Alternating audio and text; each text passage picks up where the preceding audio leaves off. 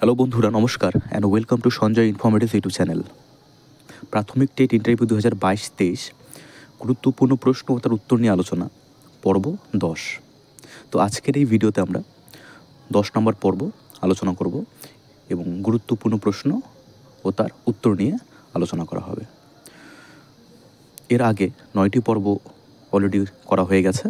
তোমরা যারা এখনও দেখোনি তোমরা অবশ্যই গিয়ে দেখে নিও, তাহলে তোমরা বুঝতে পারবে। মূলত যে সমস্ত প্রশ্নগুলি ইন্টারভিউয়ে আসার সম্ভাবনা বেশি বা প্রিভিয়াস ইয়ারে বা প্রিভিয়াস ইন্টারভিউগুলোতে যে সমস্ত প্রশ্ন জিজ্ঞেস করা হয়েছিল সেই ধরনের প্রশ্নগুলি নিয়েই কিন্তু এই পর্বটি চলছে। তোমরা যদি সম্পূর্ণ পর্বটাকে ফলো করতে চাও বা সম্পূর্ণ সিরিজটিকে ফলো করতে চাও তাহলে অবশ্যই এই চ্যানেলটির সঙ্গে যুক্ত হয়ে যাও এবং পাশে থাকো। তো আর সময় নষ্ট না করে আমরা সরাসরি এবার মূল ভিডিওতে প্রবেশ করছি এবং দেখে নিচ্ছি গুরুত্বপূর্ণ প্রশ্নগুলি। তোমরা এখানে দেখতে পাচ্ছ প্রথম স্লাইডে যে মিড ডে মিল প্রকল্প কী। আমরা প্রত্যেকেই জানি প্রাথমিক এবং উচ্চ প্রাথমিক পর্যায়ে কিন্তু স্কুল থেকে রান্না করা খাবার দেওয়া হয়, যাকে আমরা মিড ডে মিল বলে জানি। তো আসলে মিড ডে মিল জিনিসটি কী এবং কবে তার শুরু হয়েছিল এবং বর্তমানে কী অবস্থায় রয়েছে, বরাদ্দ কত, এই প্রত্যেকটি জিনিস কিন্তু অত্যন্ত ইম্পর্ট্যান্ট প্রাইমারি ইন্টারভিউ পার্সপেক্টিভের দিক থেকে, ঠিক আছে, বা প্রাইমারি ইন্টারভিউ পার্সপেক্টিভে।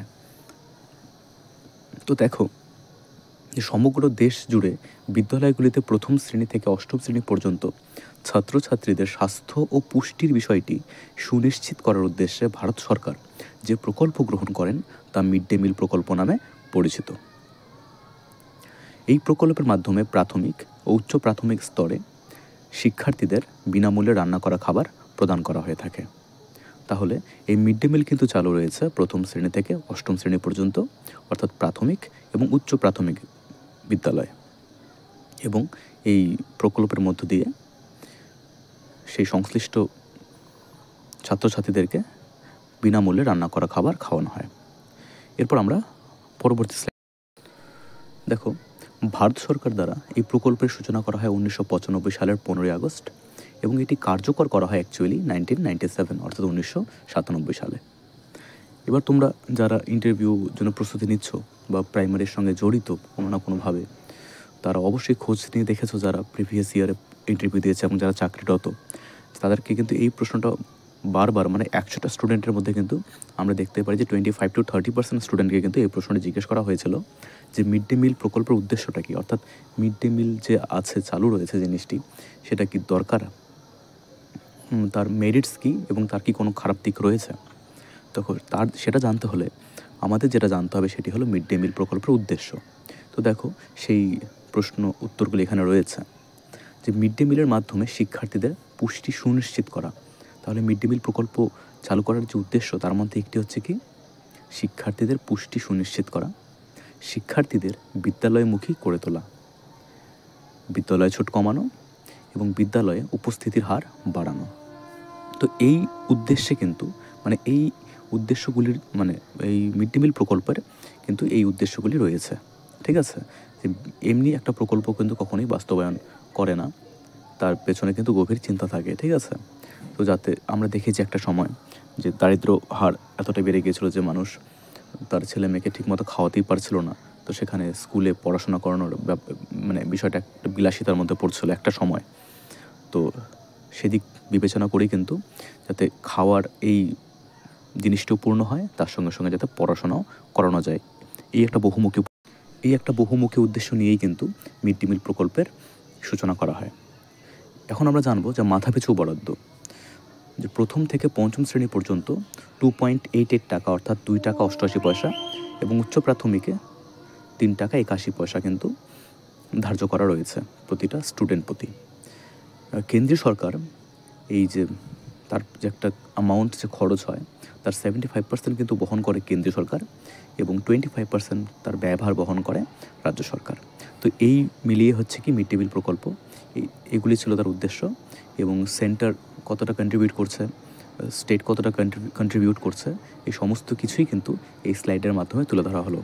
এবং পার স্টুডেন্ট যে খরচ সেটা কত পড়ে যদি আমরা দেখি, প্রথম শ্রেণী থেকে পঞ্চম শ্রেণীর মধ্যে ছাত্রছাত্রীদের মাথাপিছু টাকা অর্থাৎ 2 টাকা 88 পয়সা কিন্তু পার প্লেট পড়ে, এবং উচ্চ প্রাথমিকের ক্ষেত্রে কিন্তু এটি 3.81 টাকা অর্থাৎ 3 টাকা 81 পয়সা কিন্তু পার হেড খরচা হয়।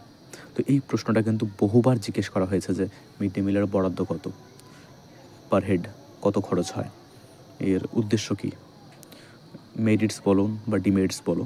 তো এই সমস্ত প্রশ্ন কিন্তু বরাবরই জিজ্ঞেস করা হয়েছে প্রিভিয়াস ইয়ারে। তো সেই কথাটিকে মাথায় রেখেই কিন্তু আমি এই প্রশ্নটাকে অত্যন্ত জোর দিয়ে বলছি। এটা একটা মানে এমন না যে প্রিভিয়াস ইয়ারে এসেছে জন্য আর কখনোই আসবে না, এটা সর্বকালের জন্য, যতদিন মিড ডে মিল প্রকল্প আছে ততদিন এটা একটা খুব ইম্পর্টেন্ট প্রশ্ন। এবার আমরা যে প্রশ্নটি নিয়ে আলোচনা করব সেটি হলো RT act 2009, RTE act, right two education act 2009। আমরা সকলেই জানি আরটিই অ্যাক্ট বা রাইট টু এডুকেশন অ্যাক্ট 2009 এটা সার্বজনীন প্রাথমিক বা বুনিয়াদী শিক্ষার অধিকারকে সুপ্রিম কোর্ট 1993 সালে স্বীকৃতি দিলে 2009 সালে এই সার্বজনীন অবৈতনিক বাধ্যতামূলক শিক্ষার আইনি অধিকার কিন্তু প্রতিষ্ঠিত করা হয়, অর্থাৎ 2009 সালে স্ট্যাবলিশড হয় আরটিই অ্যাক্ট। একমাত্র জম্মু কাশ্মীর বাদে সারা দেশ জুড়ে এই আইন চালু হয় 1 এপ্রিল 2010, অর্থাৎ 2010 সালে এটা এনফোর্সড হয় একমাত্র জম্মু কাশ্মীর বাদে। অ্যাক্ট নিয়ে আসা মানে যেটা বিল সেটা নিয়ে আসা হয় কত 2009 সালে, এবং সেটা অ্যাক্টে পরিণত হয় সেটি হচ্ছে 2010 1 এপ্রিল। তো আরটিই অ্যাক্ট থেকেও কিন্তু বহু প্রশ্ন জিজ্ঞেস করা হয়ে থাকে, এবং এছাড়াও আরও বিভিন্ন পরীক্ষাতেও কিন্তু এই প্রশ্নটি জিজ্ঞেস করা হয়ে থাকে। তাহলে আমরা জানলাম যে আরটিই এই কথাটির সম্পূর্ণ অর্থ হচ্ছে রাইট টু এডুকেশন অ্যাক্ট 2009। যেহেতু বিধেয়কটি চলে আসে সেই সময়, তাই আমরা তাকে বলি যে আরটিই অ্যাক্ট 2009, কিন্তু এনফোর্সড হয়েছিল 2010 সালের 1 এপ্রিল। তো এই ছিল আরটিই অ্যাক্ট। এখন আমরা জানব যে আরটি অ্যাক্ট এর আরও কিছু দিক রয়েছে, সেই দিকগুলো নিয়ে আমরা পরবর্তী স্লাইডে আলোচনা করব। তোমরা দেখতে পাচ্ছ এখানে আরটিই অ্যাক্ট 2009 এর বিভিন্ন দিক, মানে কোন দিকগুলি মানে কোন জিনিসগুলোকে হাইলাইট করা হয় এই অ্যাক্টের মধ্যে দিয়ে, বা এই অ্যাক্টের মধ্যে কোন কোন জিনিসগুলো রয়েছে। 1 নম্বর, 6 থেকে 14 বছর বয়সী অর্থাৎ প্রথম থেকে অষ্টম শ্রেণী, আমরা জানি প্রথম থেকে অষ্টম শ্রেণী যারা পড়াশোনা করে তাদের এজটা কিন্তু এরকম হয়, ঠিক আছে। তো সমস্ত শিক্ষার্থীদের অবৈতনিক ও বাধ্যতামূলক শিক্ষার ব্যবস্থা করবে সরকার। 2 নম্বর, কোনো শিশুকে শারীরিক ও মানসিক শাস্তি দেওয়া যাবে না। নম্বর 3, সাধারণ শিশুদের মতো শারীরিক ও মানসিক প্রতিবন্ধী শিশুরাও অবৈতনিক ও বাধ্যতামূলক শিক্ষার অধিকারী। দেখো এই জিনিসটাতে কিন্তু গুরুত্ব দেওয়া হয়েছে যে যারা কি বলি আমরা ডিসেবলড যারা রয়েছে বা পিএইচ যাদের আমরা বলি, তাই না, ফিজিক্যালি হ্যান্ডিক্যাপড যে সমস্ত স্টুডেন্ট রয়েছে, তো বাকি যে সমস্ত স্টুডেন্ট ভালো বা ফিট স্টুডেন্টদের মতো তাদেরও পিএইচ স্টুডেন্টদেরও কিন্তু, বা যারা চোখে দেখে না কানে শোনে না, তোমরা জানো এই জিনিসগুলো আর ভেঙে বলার প্রয়োজন নেই, তো তাদেরও কিন্তু এই আরটিই অ্যাক্ট যে বিষয়টি রয়েছে তারাও কিন্তু এর আন্ডারেই আসবে, অর্থাৎ তাদেরও কিন্তু অবৈতনিক ও বাধ্যতামূলক শিক্ষার একটা অধিকার তাদের রয়েছে আর বাকি স্টুডেন্টদের মতোই। কোনো শিশুকেই তার বুনিয়াদী শিক্ষা শেষ না হওয়া পর্যন্ত একই শ্রেণীতে একের বেশি বছর রাখা যাবে না বা বিদ্যালয় থেকে বহিষ্কার করা যাবে না। এই রুলটা তো এখনও চলছে বা লাগু রয়েছে, তোমরা সকলেই জানো যে মানে আগে তো মানে মার খেতে হতো স্কুলে পড়াশোনা না পারলে, এখন কিন্তু মাস্টারমশাইরা মার দেওয়া থেকে বিরত থাকেন। 5 নম্বর পয়েন্টে বলা হয়েছে এই আইন বলবৎ হওয়ার 3 বছরের মধ্যে সরকার প্রতিটি জনবসতি 1 কিমির মধ্যে একটি প্রাথমিক ও 3 কিমির মধ্যে একটি করে উচ্চ প্রাথমিক বিদ্যালয় স্থাপন করবে। অর্থাৎ এই আরটি অ্যাক্টের মধ্যে দিয়ে কিন্তু বলা হয় যে প্রতি 1 কিমি ডিস্টেন্সের মধ্যে কিন্তু একটা করে প্রাথমিক বিদ্যালয়, এবং প্রতি 3 কিমি ডিস্টেন্সের মধ্যে কিন্তু একটি করে উচ্চ প্রাথমিক বিদ্যালয় স্থাপন করতে হবে সরকারকে। তো এই ছিল আরটিই অ্যাক্টের বিভিন্ন দিক বা যাকে আমরা বলি ফিচার্স।